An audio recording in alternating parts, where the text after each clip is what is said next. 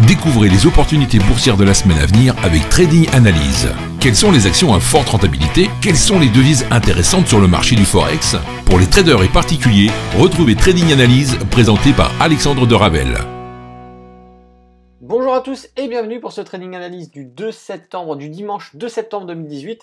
Et aujourd'hui, je vais vous présenter 4 actions. Donc, il faut savoir que j'ai pas eu trop le temps ce matin de faire quelque chose de très détaillé. Donc, je vais juste aller à l'essentiel. On va voir ensemble pourquoi est-ce que ces actions sont intéressantes. Peut-être que dans la semaine, je referai une vidéo un petit peu plus détaillée. Mais voilà, là, on va rester sur l'essentiel. Tout simplement ici, nous avons repris une tendance baissière sur NJ. Il faut savoir qu'on a eu un pic ici où au niveau du RSI, on était rentré en surachat. C'est le moment où on est venu prendre un peu de la valeur. Vous voyez que cette zone de surachat, en réalité, nous a fait stagner avant de repartir en zone de normalité. C'est pareil sur le stochastique, hein. On est en zone de surachat. On a oscillé sur des croisements haussiers, croisements baissiers avant de revenir en zone de normalité. Et c'est ce qui a entraîné le début de la baisse. Au niveau du stochastique, on est reparti en zone de survente, ce qui a fait qu'en la sortie de la zone de survente, on est reparti un petit peu à la hausse. Quoi qu'il en soit, on repart encore à la baisse. Au niveau des moyennes mobiles, vous voyez qu'on a un beau croisement baissier. Donc là, pour le moment, c'est vrai qu'il y a un peu d'hésitation, hausse, baisse. Mais je vous la présente parce que regardez ce qui s'est passé. Ici, on a eu, par rapport au volume acheteur, on a quand même beaucoup de volume vendeur. Et on a eu surtout un gap. Voilà. Et ce gap est très important puisque ça nous a fait casser un support historique qui se trouve au niveau des 12,81,52, et ce qui fait que probablement on a beaucoup quand même vu ce qui s'est passé avec le graphique précédemment. On a quand même beaucoup plus de chances de venir continuer cette baisse jusqu'à toucher le S1 plutôt que de revenir corriger à la hausse. Donc la correction haussière, c'est toujours un scénario à prendre en compte. C'est pourquoi il va falloir se protéger avec un stop, hein, le placer au bon endroit. Moi, je vois plus une continuité de la tendance baissière. Donc pourquoi pas prendre position à la baisse ici et venir avoir comme objectif le S1. Donc là, je vous le rappelle encore, hein, comme toutes les vidéos de trading analyse, il faut savoir que l'investissement comporte des risques, vous avez des pertes possibles et que voilà, il ne faut pas prendre pour argent comptant tout ce que je vais vous dire. Il faut quand même faire vos propres analyses. Vous êtes responsable de vos propres investissements, qu'on soit bien d'accord. Donc ici, le gap, la continuité de la tendance baissière, très très probablement jusqu'à aller toucher le S1 du point pivot. Donc ici, on pourrait estimer 3,22% de plus-value, pourquoi pas en quelques semaines. Ici, la deuxième action que je vous présente, il va s'agir de Société Générale. On avait déjà une très très belle baisse avec un très beau gap ici aussi. On a eu un moment où on est rentré en zone de survente au niveau du RSI. Ça a été pareil au niveau du stochastique, mais vous voyez que ça n'a pas empêché justement. On a eu une très légère consolidation, voilà, une stagnation, hein. À un moment, on n'avait plus vraiment de tendance en particulier. Et c'est à la sortie de cette zone de survente qu'on est revenu péter à la baisse. Donc quand on sort de survente et qu'on repart à la baisse, c'est que vraiment la tendance baissière est ancrée justement dans cet actif.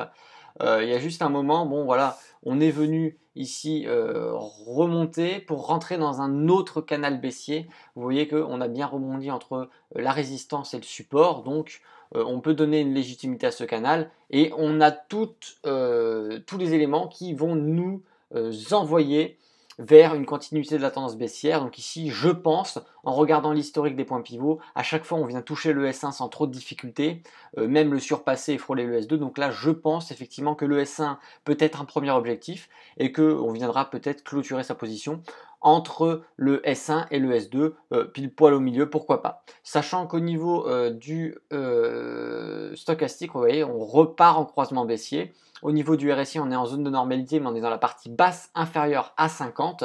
Donc nous avons toutes les indications qui nous montrent que nous allons plus vers une tendance baissière. Donc là, on va se positionner déjà dans une position à la baisse, ne serait-ce que par la tendance, mais aussi par nos indicateurs techniques. Donc ici, on estime une plus-value de 6,4% si on prend position dès l'ouverture lundi. La troisième action, il s'agit de BNP Paribas, tout comme son voisin Société Générale, hein, BNP Paribas, pareil. On avait une belle tendance baissière. On est rentré ici en zone de survente au niveau du RSI, en zone de survente au niveau du stochastique, ce qui a provoqué lors de sa sortie une stagnation des cours. Regardez, on est venu consolider. Et en réalité, ce qui s'est passé, c'est qu'on est sorti du canal baissier dans lequel on était, du canal neutre dans lequel on était, pour revenir dans un nouveau canal baissier, tout comme l'action précédente. En fait, voilà, on a bien rebondi, on a créé la résistance, le support. Donc là encore, on a toute la légitimité pour prendre position à la baisse. Au niveau du stochastique, on a un début de croisement baissier. Au niveau du RSI, on est en dessous des 50, on est toujours en zone de normalité. Donc on a toutes les indications pour aller vers un investissement baissier. Au niveau des volumes, regardez ici, on a eu des gros volumes vendeurs au niveau du 13, ce qui confirme effectivement qu'il vaut mieux prendre position à la baisse plutôt qu'à la hausse, du moins les probabilités sont plus vers une continuité baissière. Donc ce qui va se passer ici, si on prend position pareil dès l'ouverture des marchés lundi, on va pouvoir espérer, si on fait un objectif au niveau du S1, parce que là encore le S1 est tout le temps dépassé, mais nous on va se sécuriser, on va prendre que le S1 ici, on va pouvoir faire une plus-value de 4,48%. La dernière action que je vous présente, il s'agit de Northrop Grumman. Nous avons, bon, c'est une valeur qui cote assez cher, ça je vous l'avoue, puisqu'actuellement elle est à 298. Et il faut savoir que là encore, l'ensemble des marchés en ce moment sont assez baissiers. Nous avions un premier canal baissier sur lequel nous étions en rebond au niveau support-résistance, et nous avons changé de canal baissier. Nous sommes passés d'un canal baissier pour aller à un autre canal baissier. C'est juste que nous avons en réalité changé l'angle, c'est pour ça que vous avez deux canaux baissiers qui se croisent.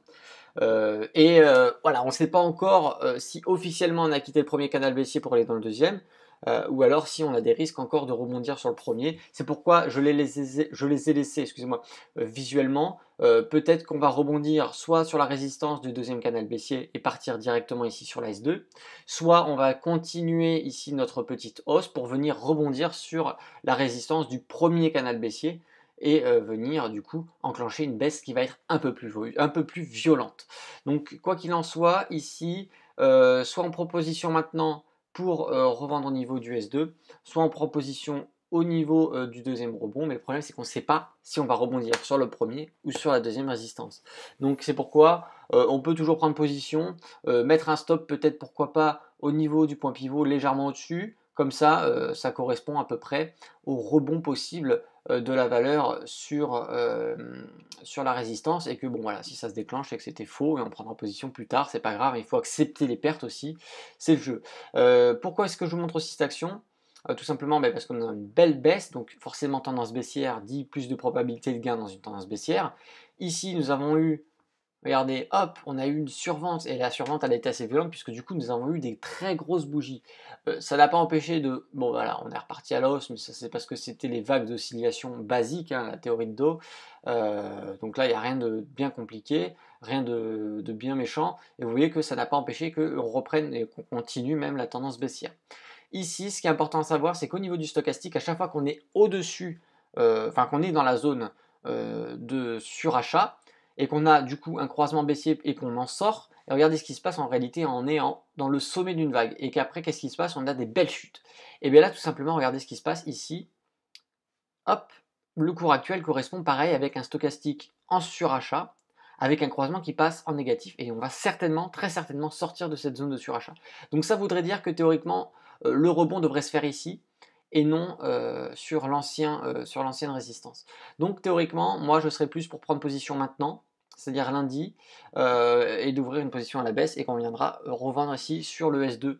On viendra même certainement le dépasser, toucher le S3, mais voilà, on reste safe, sécurisé, on vient revendre sur le S2, sachant qu'on peut faire ici pas mal de plus-value, puisqu'on va pouvoir prendre 4,86% en seulement quelques jours. Si on vient prendre position sur la première résistance, c'est-à-dire la résistance du premier canal baissier, et qu'on vient prendre une position à la baisse, dans ces cas-là, on pourra venir, je pense, même surpasser le S3, et ça nous ferait un objectif qui nous permettrait d'avoir une plus-value de 7,66%.